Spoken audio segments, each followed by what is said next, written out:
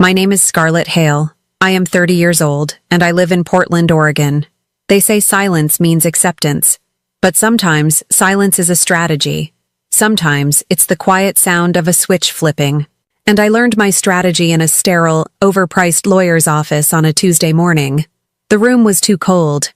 The lawyer, Mr. Harrison, kept wiping his palms on his expensive wool pants. He wouldn't look me in the eye.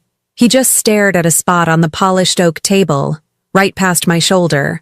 His voice barely rose above the hum of the ceiling fan. "Your parents' estate has been divided," he said. He cleared his throat.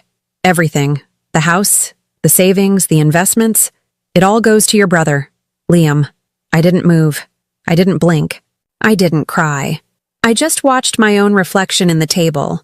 The woman looking back at me was perfectly, unnervingly calm. That calmness terrified the lawyer more than my anger ever could. He started fumbling with his papers. He was sweating now. "Your parents felt this was a fair distribution," he said, "to ensure family harmony." The words were just noise. Empty sounds soaked in poison. Family harmony. They meant Liam's comfort. Outside, through the tinted glass window, I could see him. My brother. Liam was leaning against his new car. A car I knew my parents had paid for. He had that smug grin he's worn since childhood. The grin that always meant I won and you lost. He was already celebrating. I stood up. The lawyer flinched.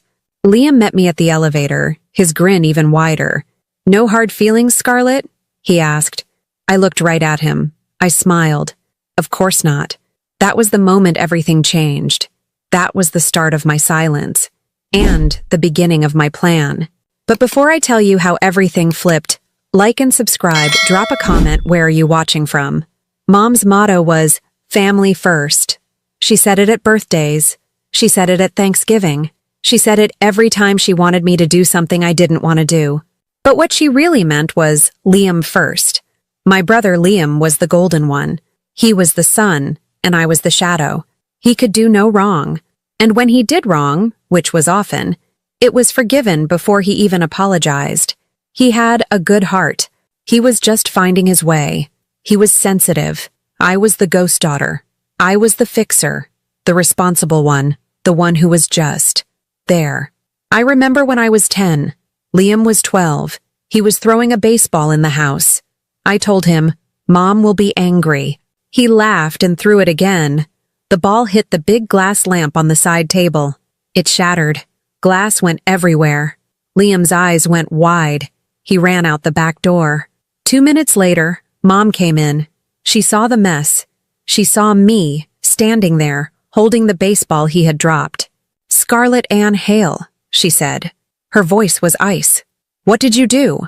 "I didn't," I said. "It was Liam." "Don't you dare lie to me," she said. "He's outside. You are standing right here. Clean this up, and you are grounded for a month." I didn't argue. I just got the dustpan. I swept up the glass. My hands were shaking. I wasn't shaking because I was scared of being grounded. I was shaking because she hadn't even hesitated. She didn't even ask him. I looked out the window. Liam was in the yard, playing. He saw me watching. He gave me that grin, that smug, "I won again" grin. Dad came home later. He saw the empty table. "Where's the lamp?" "Scarlett broke it," Mom said. He just grunted. He picked up his newspaper. He didn't look at me. He never looked at me. That was the pattern. Liam broke it. I fixed it. Mom blamed me. Dad said nothing. When Liam turned 17, he took Dad's car without asking. He crashed it into a mailbox. The front end was completely crumpled. He wasn't hurt, but the car was. Dad was angry, but not at Liam. He was angry at the mailbox. "These things jump out of nowhere," he grumbled. Mom was worried. "Oh, Liam, honey, are you okay? You must have been so scared." They paid for the damages. They bought him a new car. A sporty one. 2 weeks later, I needed a ride. My part-time job was 5 miles away. The bus was unreliable. "Can I borrow your car, Mom?" I asked. "Oh, I can't," she said. "I have my book club." "What about Dad's?" "He's at the office." "What about Liam's?" Mom scoffed. "Don't be silly, Scarlett. Liam needs his car. He has things to do." I looked out the window. Liam was sleeping on the couch. His things to do were usually sleeping or playing video games. "Just take the bus, honey," Mom said, not looking up from her magazine. "It's not that hard. A little responsibility is good for you."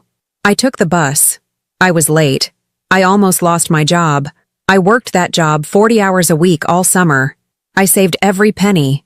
I saved that money for my college applications. When I got my acceptance letter to the University of Oregon, I showed them. Dad nodded. "Good school." Mom smiled. "That's nice, dear. Now can you help me with dinner? Liam is bringing a friend over." There was no congratulations. "No, we're so proud. I got scholarships. I worked 2 jobs in college.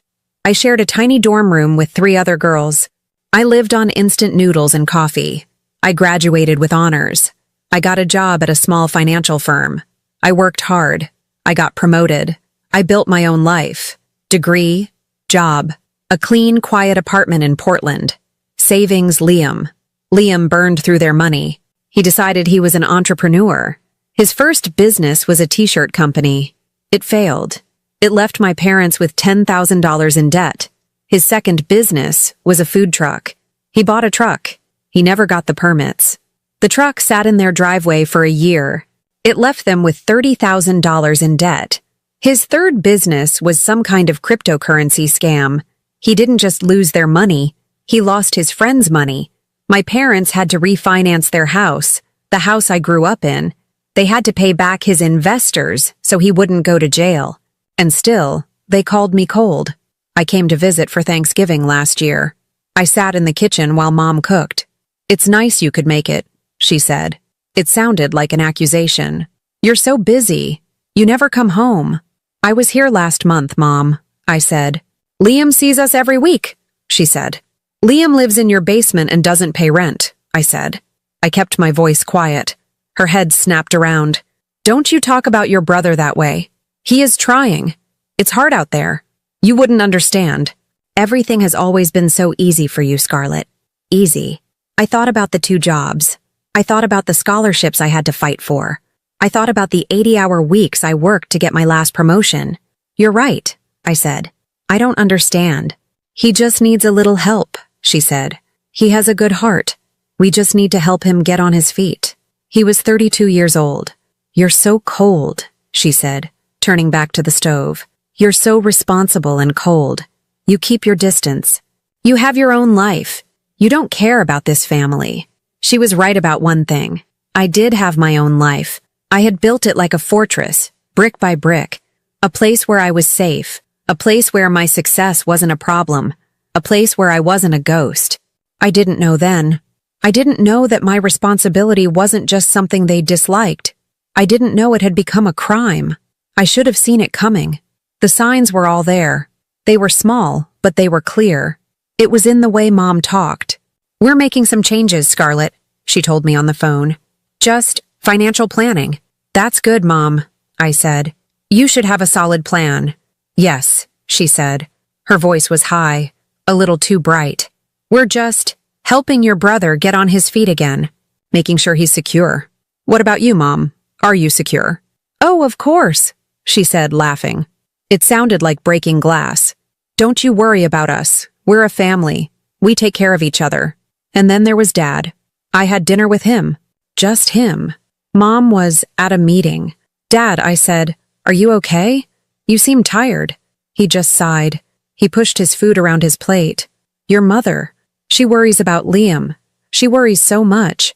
"She's not worried, Dad. She's enabling him. He's an adult. He will never stand up if you keep holding him." He looked at me.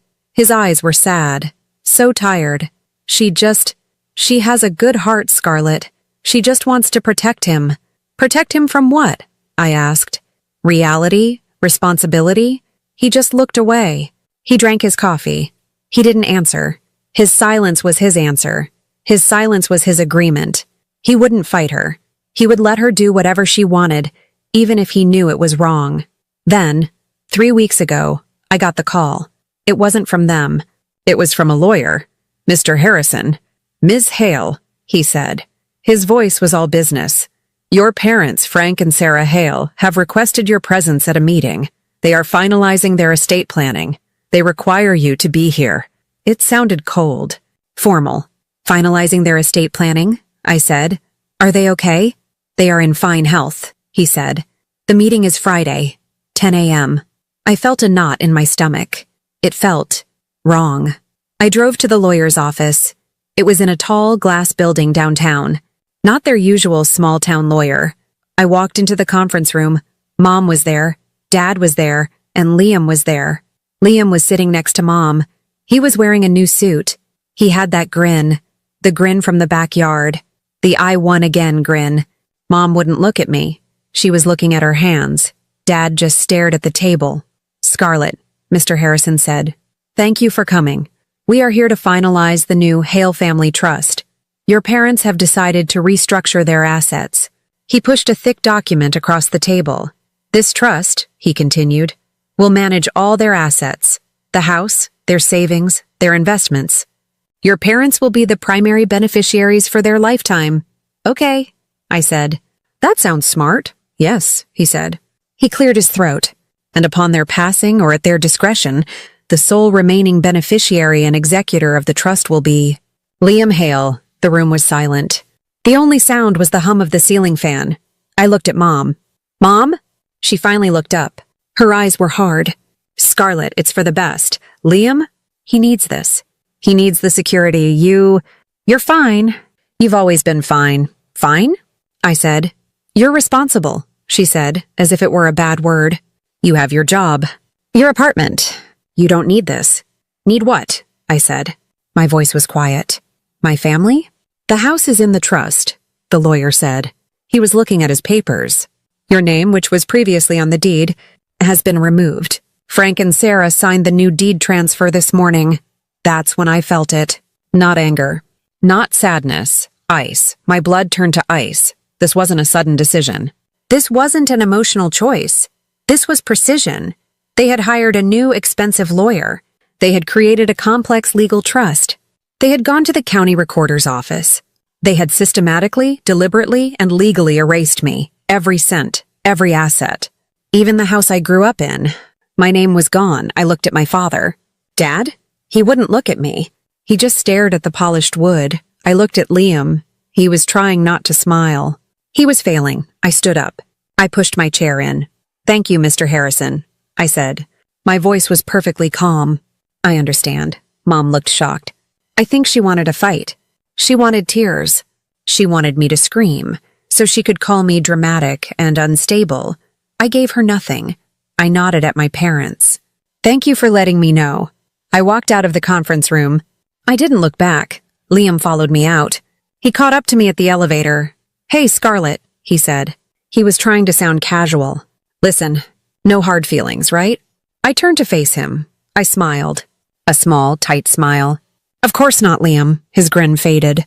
He looked confused. My calmness was scaring him. It's just, he fumbled.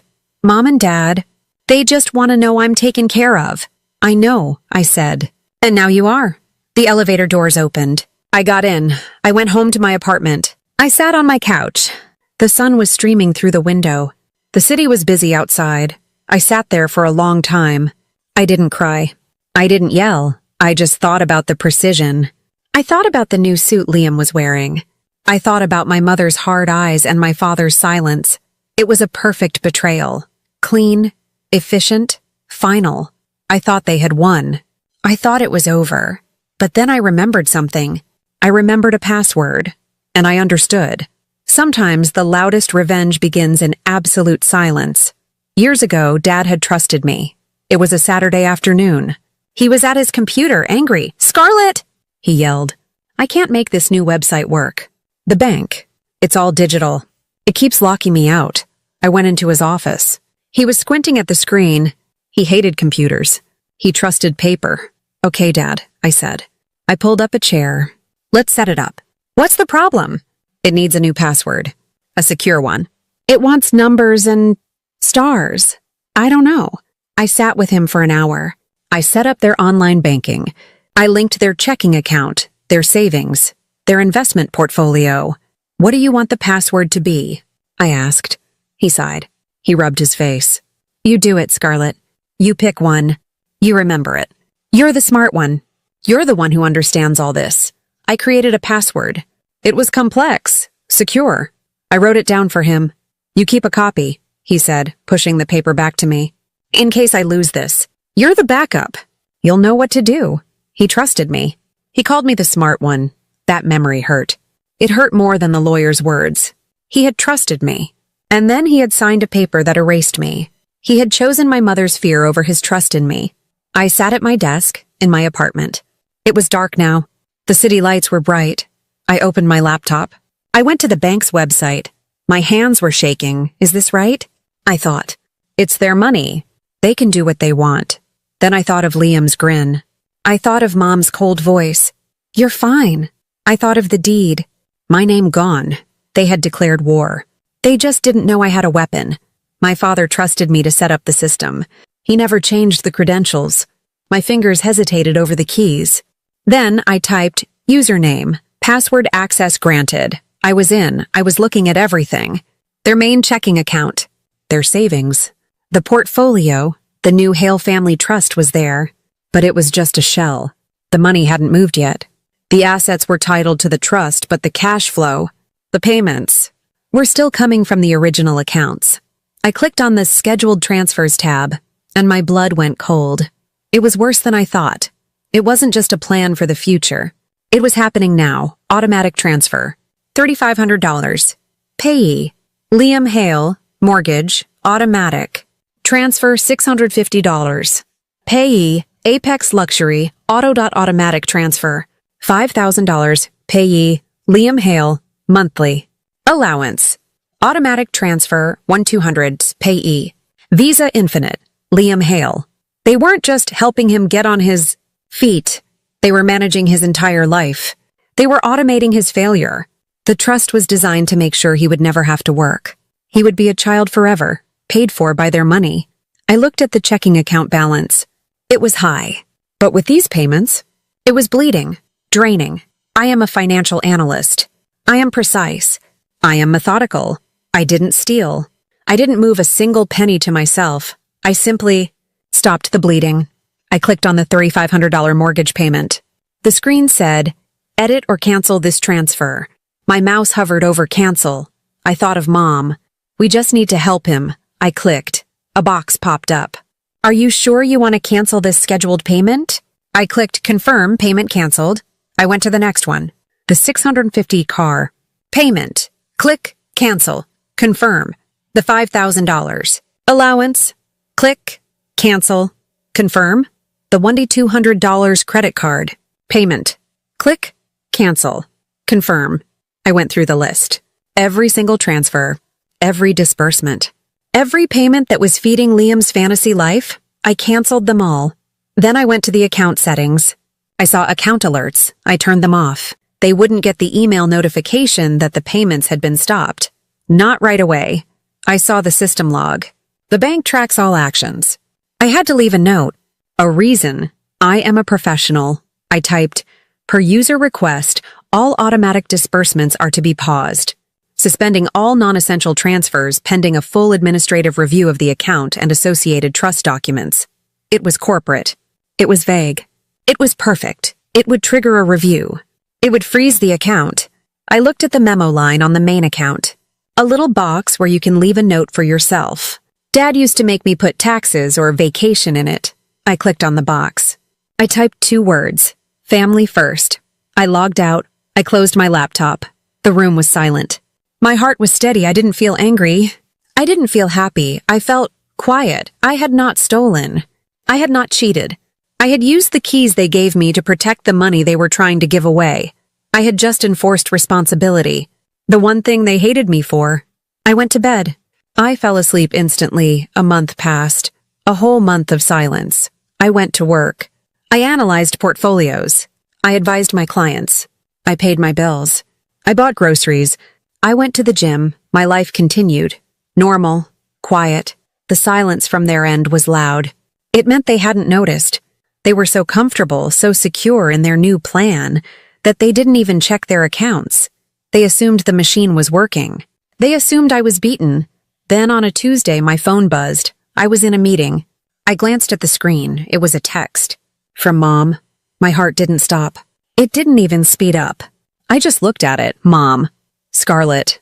The mortgage payment for the house bounced. The bank called. Did you forget to transfer your share? I stared at the text. My share? They had erased me from the house. They had taken my name off the deed. And now they were asking me for my share of the payment. The level of delusion. It was stunning. I waited until my meeting was over. I went to the break room. I got a cup of coffee. I typed a reply. Me, not my house. Not my mortgage. I hit send. I watched the screen. The pub bubbles popped up immediately.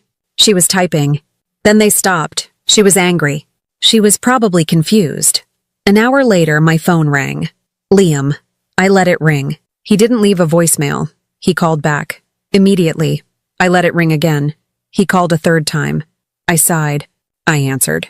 I put it on speaker. Hello, Liam. What did you do? He was screaming. I had to pull the phone away from my ear. I don't know what you're talking about, Liam, I said. My voice was calm. My car. The bank.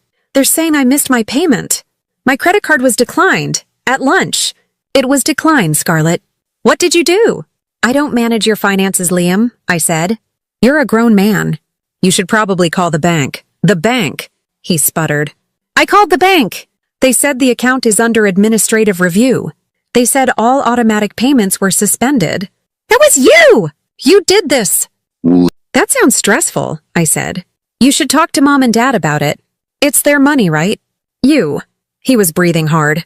You think you're so smart. You think you're better than us? No, Liam, I said. I just pay my own bills. I hung up. My phone started buzzing again. Mom. I silenced it. It went to voicemail. A minute later, a new voicemail notification. I listened. Scarlett Ann. This is not funny. You call me back right now. Liam is hysterical. The bank won't tell us anything. They say the account is frozen. Your father is very, very upset. You have to fix this.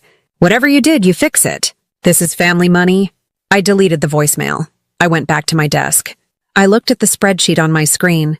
I had a client's retirement to plan. I focused on my work. My phone was a brick on my desk. It buzzed. It lit up. Liam, Mom, unknown number. Probably Mr. Harrison, the lawyer. Liam.mom. It went on for an hour. A frantic, desperate buzzing. I didn't answer. I just let it happen. I got an email. A new one. Not from them. It was a formal notification from the bank. Dear Ms. Hale, as a registered user on account, we are notifying you that an internal audit has been initiated due to irregular activity and user-reported flags. The account is frozen pending this review, which may take 30-60 business days. The administrative review I had requested. I had just triggered a full-blown audit. They couldn't touch the money. Not to move it. Not to spend it. Not to pay Liam's mortgage. Gravity. They had built this house of cards. They had leveraged everything to keep Liam comfortable. I hadn't pushed it over. I hadn't set it on fire. I had just stopped holding it up. I stopped the flow of money that was keeping it all balanced. And now, it was falling. A new text from Liam came in. Liam, the bank is calling about the house. They're talking about default. Mom is crying. You did this. You are destroying this family. I looked at the text. I didn't smile. Not yet. I was letting gravity do the work. I put my phone in my desk drawer. I went back to my spreadsheet. The bank's email about the audit was one kind of ending. But I wasn't prepared for the letter that came 2 days later. It was from Mr. Harrison, the lawyer. My hands were steady when I picked it up. The envelope was thick, cream-colored, expensive. It felt heavy. I thought it was a lawsuit. I thought, this is it. They are trying to sue me. I sat at my small kitchen table. I opened it with a knife, a clean, neat slice. It wasn't a lawsuit. It was a cover letter. And a document. The letter was stiff, formal. Dear Ms. Hale, in the process of cooperating with the bank's audit of the Hale Family Trust, I was required to review all of your father's personal files, which were kept in my office. In that review, I discovered an additional document. I am legally obligated to inform you of its existence. It is an unsigned draft of a will, dated 1 year prior to the creation of the final trust. I have attached a copy for your records. Please note, as it is unsigned, it has no legal standing. It is merely a document. I put the cover letter down. Why would he send me this? No legal standing, it was a warning. It meant, you can't do anything with this. I looked at the second part. It was a scanned copy. It was a standard will. Simple. I read the main clause. All my assets, real and personal, are to be divided equally in a 50-50 split between my son, Liam Hale, and my daughter, Scarlett Hale. I read it again, 50-50, 1 year ago. My father had wanted to split everything equally. So what changed? I knew what changed. Mom, Liam, the pressure, the crying. The he needs it, she doesn't. I turned the page. There was something else. It was a copy of a yellow legal pad. My dad's handwriting. I knew it instantly. Big, messy, all caps. I recognized it from the notes he used to leave me on the kitchen counter. Gone to work. Feed the dog. Dad. This note was longer. It was attached to the draft will. It was a note to the lawyer, a note he must have written before he lost his nerve. The note said, I want this. This is the fair way. Liam is a mess, I know it. Sarah just wants to protect him, but she is crippling him. Scarlett? She's the responsible one. She's the smart one. She'll know what to do. If it's split, she will know how to manage it. She'll know what to do. I dropped the paper. It fluttered to the floor. I didn't feel happy. I didn't feel vindicated. I felt a new kind of pain. A deep, cold, heavy pain. It was worse than the lawyer's office.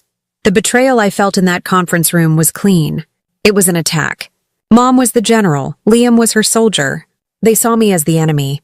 It was simple. This was worse. My father hadn't betrayed me. He hadn't hated me. He hadn't thought I was worthless. He knew. He knew Liam was a mess. He knew Mom was crippling him. He knew I was the responsible one. He saw everything perfectly clearly. He just did nothing. He was too tired to fight her. He was too weak to stand up for me. He saw the truth. He wrote it down. And then he signed the other paper anyway. He let my mother walk all over him. He let her erase me. His love for me was real. But his fear of her was stronger. That truth hurt more than the exclusion. The anger I felt at Mom was hot. This was grief. This was the death of the father I thought I had. The strong man who taught me to check my car's oil. The man who told me, don't ever let anyone push you around, Scarlett. He had let them push him around. And he had let them push me out the door. I thought about his note. She's the responsible one. That's what I was.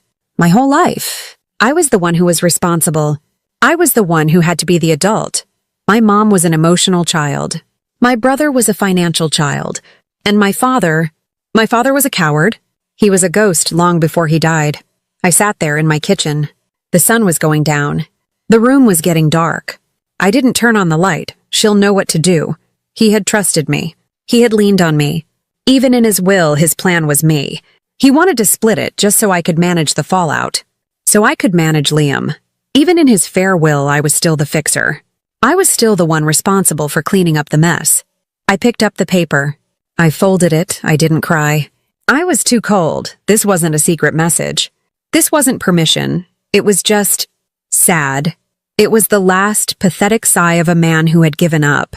I realized in that moment what I had to do. My father was right. I did know what to do, but it wasn't what he thought. I wasn't going to manage the mess. I was going to expose it. The next night, I couldn't sleep. The house. The draft will. My father's weak handwriting. I kept thinking about the house I grew up in. The one my name was on, and then wasn't. The house Liam was supposed to inherit. The house his mortgage payment was for. I got in my car. I don't know why. It was 10 o'clock at night. I just drove. I drove for an hour. Out of Portland. Back to my old town. Back to the suburbs. I turned onto my old street. It was quiet. Dark. I pulled up across the street from my parents' house. My house. I turned off my headlights. I just stared. The outline said it all. The lawn was overgrown. It was nearly a foot tall. The porch light was dead. The windows were dark. There was a pile of yellowing newspapers on the front step. It didn't look like a home. It looked like a warning. I remembered how Mom used to be obsessed with that lawn. She paid a service. It had to be perfect. The flowers? She had prize-winning roses. They were dead now. Just brown sticks in the dirt. The house didn't look like betrayal. It looked like consequence. This is what happens when the money stops. This is what happens when the fixer leaves. The whole family, The whole family first motto. It was this house, a beautiful, perfect-looking thing on the outside. But inside, it was rotting. I sat there in the dark. I thought about my father's note. She'll know what to do. I picked up my phone. The first time, I had just canceled the payments. I had put up a flag. I had paused the system. That had triggered the bank's automatic, internal review. This was different. I was no longer a user protecting an account. I was a victim. I called the 24-hour fraud hotline for the bank. A voice answered. "Security and fraud. How can I help you?" "My name is Scarlett Hale," I said. My voice was low, clear. "I am a party to the Hale Family Trust. Account number..." I gave her the number. "I need to report suspicious activity. I am reporting irregular transfers. And I am reporting forgery." There was a pause. The woman's voice changed. It became very serious. "Ma'am, can you please explain?" "I have reason to believe that funds have been mismanaged for years," I said. "I believe that my brother, Liam Hale, has been receiving funds disguised as estate loans. I believe my mother, Sarah Hale, has been signing for things she does not have the authority to sign for. I have documents. I thought of the draft will. I have documents that show my father's original intent, and I believe his signature may have been forged on the trust documents. I didn't know if it was true, but the audit would find out. I was giving them the keys. I was telling them where to look. Thank you, Ms. Hale. We have an existing review on this account. Your report will escalate this to a full forensic investigation. A case manager will be assigned. The accounts will be locked. Completely." "I understand," I said. "This may involve law enforcement," she said. "I understand," I said again. I hung up. I looked at the dark house. Family first. I drove home. The next week was silent. I went to work. I paid my bills. Then I got a call. A private number. It was a man from the bank. A vice president. "Ms. Hale, we have completed our investigation." His voice was cold. "Business. I am calling to inform you of our findings. We have found significant irregularities." He didn't need me to talk. He just listed them. "First, we have uncovered years of misuse. You were correct. Large six-figure transfers to Mr. Liam Hale, disguised as estate loans. None of them have supporting documents. Second, we found those funds were directly used for non-estate items, luxury vehicles, down payments on failed businesses, credit card debt. Third, and this is the most serious, we found the forgery." You were right. My stomach tightened. The signatures used to authorize the new trust. The one that made Mr. Liam Hale the sole beneficiary. The signature for your father, Frank Hale, does not match our records. "What?" I whispered. We have strong evidence that your mother, Sarah Hale, forged your father's signature on the final trust documents. The ones that wrote you out. I had to sit down. She didn't just convince him. She didn't just bully him. He didn't sign it at all. His last act of weakness wasn't signing the paper. It was knowing she forged it and letting it happen. The draft will, that was his real will. The lawyer's voice echoed in my head. Frank and Sarah signed the new deed transfer this morning. He must have been there. He must have just sat there, silent. "Ms. Hale," the banker said, "as of this morning, every account is frozen. The trust is invalid. The house is being seized by the bank to cover the defaulted loans. This is now a criminal matter." I hung up the phone. The betrayal was complete. It was deeper and darker than I ever could have imagined.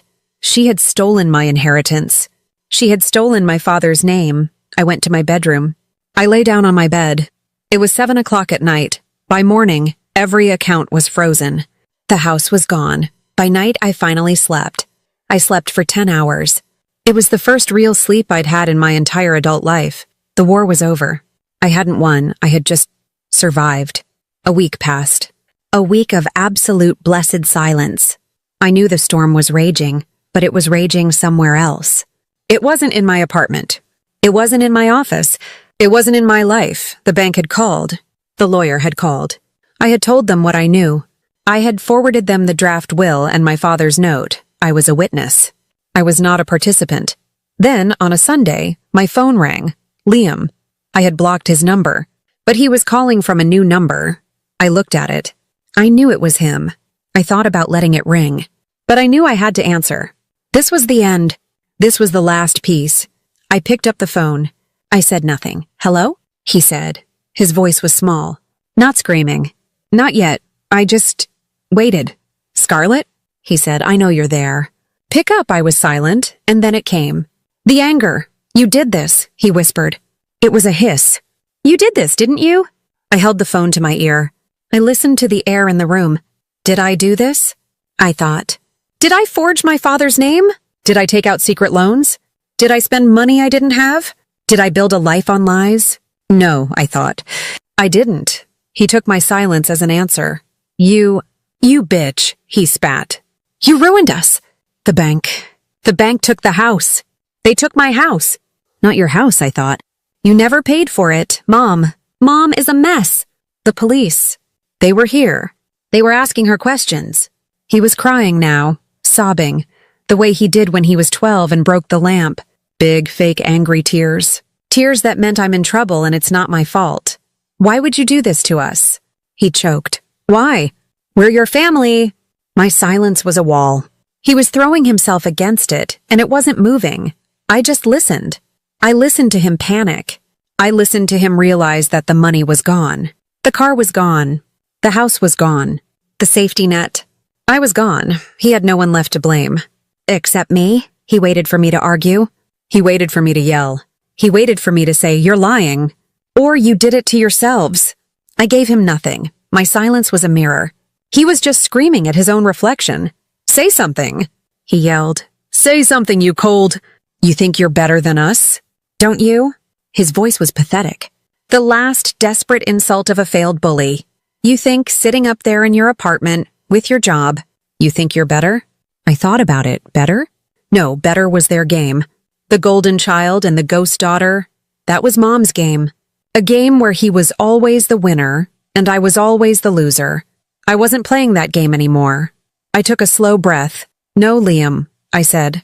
My voice was soft, quiet, not angry, just finished. I don't think I'm better than you. He paused. He was confused. I'm just different, I said. Then I hung up. I pressed the end call button. I heard the little click. The silence in my apartment was clean. I took his new number and I blocked it. It was done. The collapse was not loud. It was not a building falling. It was like a slow leak, a quiet ruin. I watched it all from a distance. I didn't have to look for it. The information just found me. I was on my computer one night, checking the market. I had a small habit. I would check Zillow. I would look at houses I couldn't afford. I typed in my old address. There it was. For sale. Bank owned. The price was low. Shockingly low. Must sell fast. The pictures were a nightmare. The lawn was dead. The front door was boarded up, the pictures of the inside. They were empty. The bank had taken everything, but you could see the shadows. The faint squares on the wall where our family pictures used to hang. The dark stained circles on the dining room carpet where the table had been. It was a ghost house. The shell of a family that had eaten itself. I looked at it for a long time. I didn't feel joy. I didn't feel sad. I just felt an ending. It was the physical end of my childhood. That house, which Mom had polished and protected, it was just a failed asset now. A few weeks later, an email came. It was from a girl I went to high school with. We weren't friends, just acquaintances. Hey, Scarlett, it read. Weird question, but is your brother okay? I saw his car listed on Craigslist. Looked really desperate.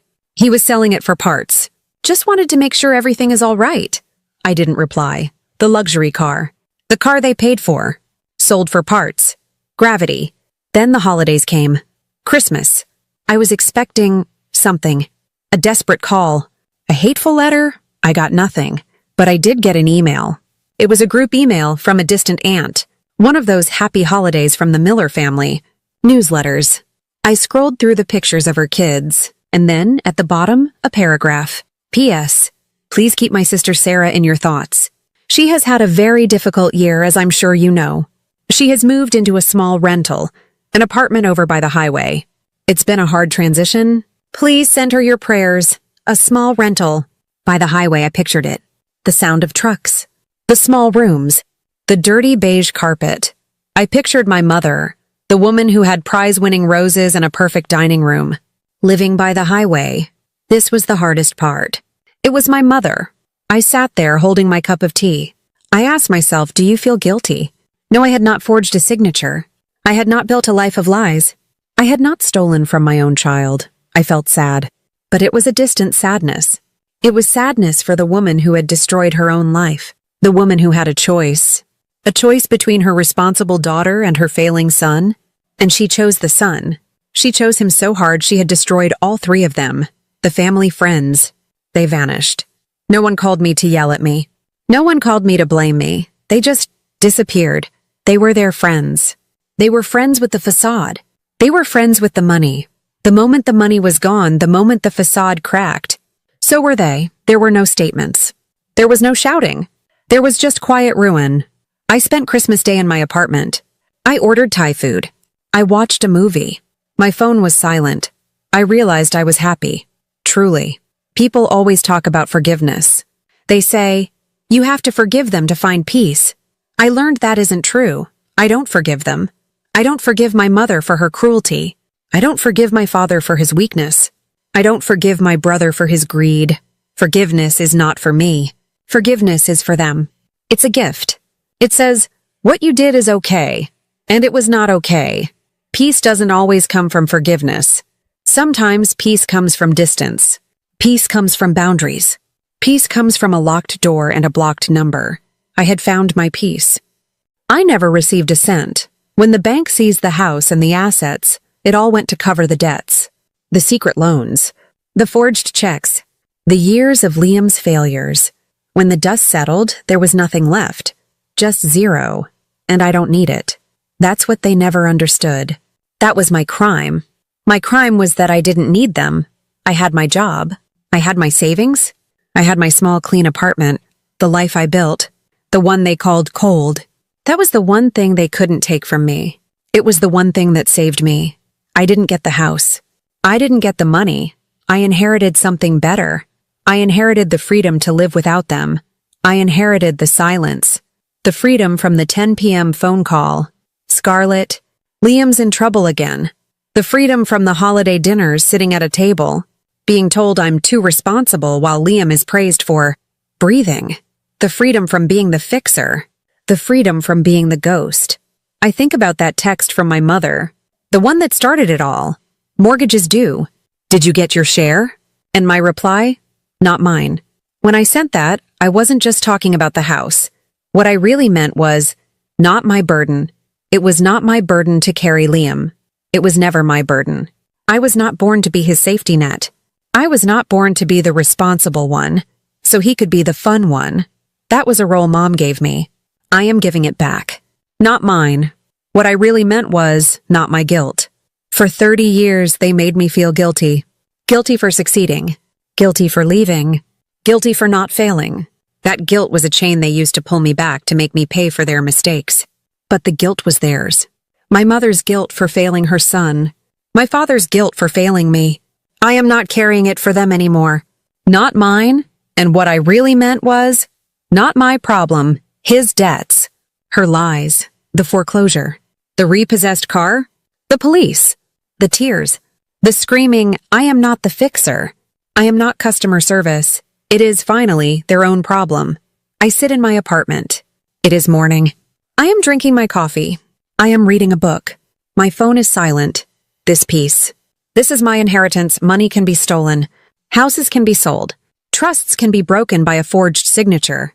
But this quiet, this peace, the kind you build for yourself, brick by brick, with your own two hands. That can't be stolen. It can't be signed over. My father's note was right about one thing. She's the responsible one. She'll know what to do. He just didn't know what he was right about. I was responsible. I was responsible for me, and what I knew how to do was to let go. That's the only inheritance I'll ever